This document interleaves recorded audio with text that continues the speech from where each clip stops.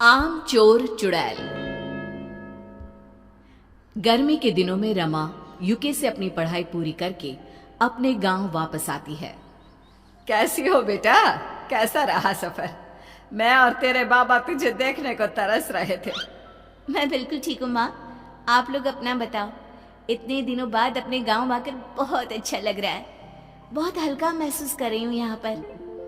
तुझे देखकर मेरे मन को भी ठंडक मिल गई बेटा। अरे अब माँ बेटी बातें ही करती रहोगी या इसे कुछ खाने को भी दोगी?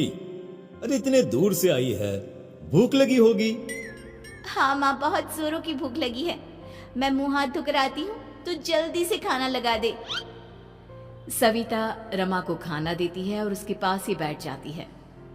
बेटा कितनी दुबली हो गई है तू, खाना पीना छोड़ दिया था क्या वहां? अब देख यहाँ कैसे तुझे मोटा करती हूँ।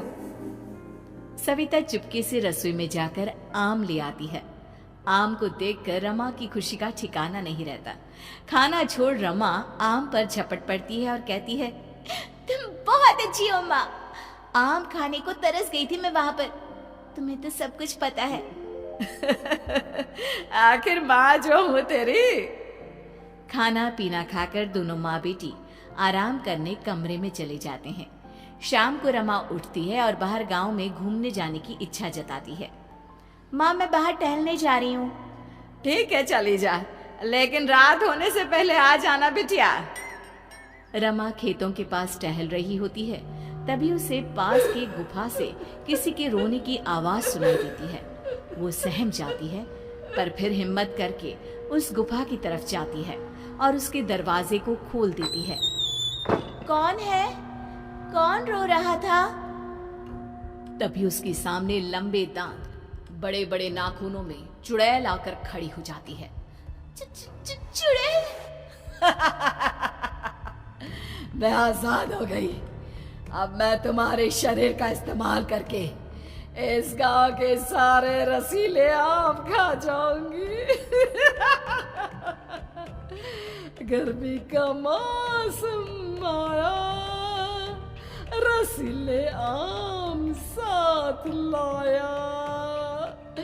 रसीले आम की ताकत से मैंने सबको कट्टे पतले बनाया।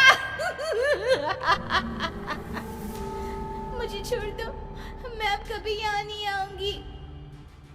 चुड़ैल हंसने लगती है और रमा के शरीर में चली जाती है। इधर सविता और रमेश को रमा की चिंता होने लगती है। रमेश सविता से कहता है, अरे तुमने रमा को अकेले जाने ही कैसे दिया? उसे तो रास्ते भी ठीक से याद नहीं होंगे। कहीं खो न गई हो मेरी बच्ची। मैं जा रहा हूँ उसे ढूंढने। मैं भी आपके साथ चलूंगी। रमेश और सविता दोनों रमा को खोजने निकल जाते हैं। थोड़ी देर घर से निकलते ही उन्हें सामने से रमा आती हुई दिखती है। अरे कहाँ चली गई थी बेटा? हम लोग इतना परेशान हो रहे थे। माँ मैं बिल्कुल ठीक हूँ, क्यों फिक्र कर रही हो आप इतना? रमेश और सविता रमा को लेकर घर चले जाते हैं। थोड़ी देर बाद सविता रमा को खाना देती है। तभी रमा की नजर उसके आंगन में पड़े आम पर पड़ जाती है। आम को देखकर रमा के अंदर बैठी चुड़ैल खुद को रोक नहीं पाती और आंगन की ओर दौड़ जाती है और आमों पर टूट पड़ती है। खा जाऊंगी, आज मैं सारे आम खा जाऊंगी। बहुत दिनों से खाया नहीं है। ये सब देखकर सविता को बहुत अजीब लगता है और वो रमेश से कहती है, रमा में तुम्हें बदलाव नहीं लग रहा? किस तरह से आम खा रही है? पहले तो कभी ऐसा नहीं किया इसने। अब तुम कुछ ज्यादा ही सोच रही हो।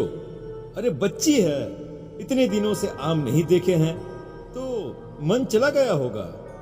सविता को भी लगता है कि इतने दिनों से आम देखा नहीं है, इसीलिए शायद रमा ऐसा कर रही है। रात को सभी सो जाते हैं तो रमा के अंदर बैठी चुड़ैल उसके शरीर से बाहर निकलती है और गांव के घरों से आम चुरा चुरा कर उसी गुफा के अंदर जमा कर देती है। और दिन होते ही वो रमा के शरीर में वापस प्रवेश कर जाती है। अगली सुबह उठते ही सविता को हल्ले की आवाज आने लगती है। वो बाहर देखती है तो उसकी पड़ोसन कह रही होती है, मेरे घर से सारे आम चोरी हो गए हैं। आग लगे उसे जिसने चुराए हैं। अरे मेरे घर से भी आम गायब है। ऐसा कैसे हो सकता है? कहीं कोई आम की चोरी तो नहीं कर रहा? मोहल्ले में डर का माहौल छा जाता है। उधर रमा देर तक सो रही होती है, जिसे सविता उठाने जाती है। अरे जल्दी से उठकर नहा धो ले बेटा, मैंने आज तेरी पसंद की खीर पूरी बनाए हैं। रमा नहा धोकर खाने की मेज पर आती है। खाने में आम ना देखकर रमा चिल्लाने लगती है। आम कहाँ है? आम बिना आम के भी कोई खाना होता है क्या? अरे बेटा, कल तूने सारे आम खा लिए थे, आज और आम ले आएंगे तेरे बाबा। हाँ, तब तक तू ये खाना खा ले। नहीं, मुझे आम चाहिए अभी के अभी। रमा खाने की थाली पटक देती है और गुस्से में चली जाती है। ये देखकर सविता डर जाती है। उसे लगता है कि कोई ना कोई गड़बड़ जरूर है। रमा दिन भर सोती रहती है और शाम होते ही उठ जाती है। ये देखकर सविता रमेश से कहती है, मेरी रमा बीमार है और हमसे छुपा रही है। अरे बाबा, ऐसा कुछ नहीं है। वो बेचारी इतने दूर से आई है तो थकान हो गई होगी। तुम बेकार में चिंता कर रही हो। फिर भी अगर तुम कहती हो तो मैं वैद्य जी को बुलवा लेता हूँ।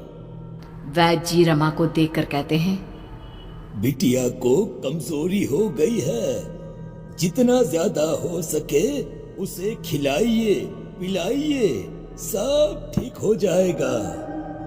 ठीक है। वैद्य के जाने के बाद रमेश कहता है, देख लिया, कुछ नहीं हुआ है तुम्हारी बेटी को। रोज की तरह रात में सबके सोने के बाद चुड़ैल रमा के शरीर से बाहर निकलती है और फिर से आम की चोरी में लग जाती है और गाती है, गर्मी का मौसम आया, मीठे रसीले आम लाया, रसीले आम को मैं चुराऊंगी और पूरे गांव पर राज करूंगी। चुड़ैल की आवाज सुनकर खेत में सोया मोहन उठ जाता है और चुड़ैल का पीछा करने लगता है। पीछा करते करते मोहन गुफा तक पहुंच जाता है। चुड़ैल झटके से पलटती है और जोर जोर से हंसने लगती है। चुड़ैल, हाय दैया, अरे मैं मर गया, मैं क्या करूं? अब तेरा क्या होगा कालिया, तो गया। मुझे छोड़ दो, मैं तुम्हें रसीले आम खिलाऊंगा, छोड़ दो मुझे। इस गुफा से छूटने के बाद मैं खुद ही आम खा लूंगी। चुड़ैल मोहन को गुफा में बंद कर देती है। आम की चोरी का सिलसिला इसी तरह चलता रहता है। गांव के लोग आम की चोरी से परेशान हो जाते हैं। सारी औरतें आपस में योजना बनाती है।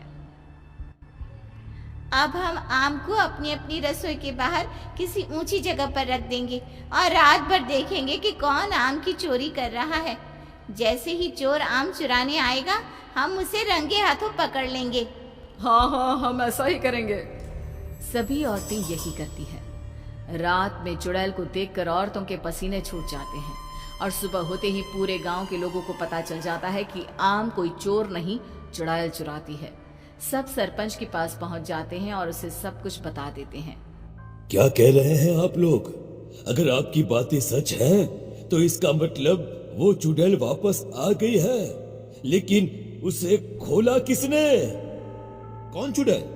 अरे बरसों पहले एक चुड़ैल इस गांव में आई थी। उसने हमारे नाक में दम कर रखा था। बड़ी मुश्किल से एक पहुंचे हुए तांत्रिक ने उसे गुफा में बंद कर दिया था। अब उन्हीं का सहारा है। गांव वाले उस तांत्रिक को ढूंढते हैं, लेकिन वो कहीं नहीं मिलता। सब निराश होकर बैठ जाते हैं। फिर रमेश कहता है, अगर चुड़ैल को वापस उस गुफा के अंदर बंद कर दिया तो हम सब बच सकते हैं। अरे हाँ, लेकिन उस चुड़ैल को बंद करेगा कौन? मैं बंद करूंगा उसे। सब अपने अपने घर चले जाते हैं। रमेश घर जाता है तो देखता है कि रमा चुड़ैल के सामने रो रही है। मुझे बख्श दो, मेरे शरीर का इस्तेमाल मत करो। मुझे दिन भर तुम्हारे कारण नींद आती रहती है। मैं कमजोर हो गई हूँ। ये सब तो तुम्हें झेलना ही होगा। तुमने जो मुझे छिड़ाया है मीठे रसीले आम, आज फिर रात में आ रही हूँ। चुड़ैल रमा के शरीर में प्रवेश कर जाती है। ये सब रमेश अपनी आंखों से देख लेता है और उसकी आंखों में पानी आ जाता है। तू चिंता मत कर मेरी बेटी, मैं तुझे जल्द ही बचा लूंगा। रात को जब चुड़ैल गाते हुए सबके घरों से आम चुराती है, रमेश गुफा में जाकर मोहन को छुड़ा देता है और फिर मोहन और रमेश गुफा के बाहर छुप जाते हैं। जैसे ही चुड़ैल आम लेकर गुफा में जाती है, रमेश और मोहन बाहर से गुफा को बंद कर देते हैं और चुड़ैल चिल्लाती रह जाती है। चुड़ैल के बंद होने से गांव में खुशियां वापस आ जाती है और रमा भी चुड़ैल के आतंक से मुक्त हो जाती है।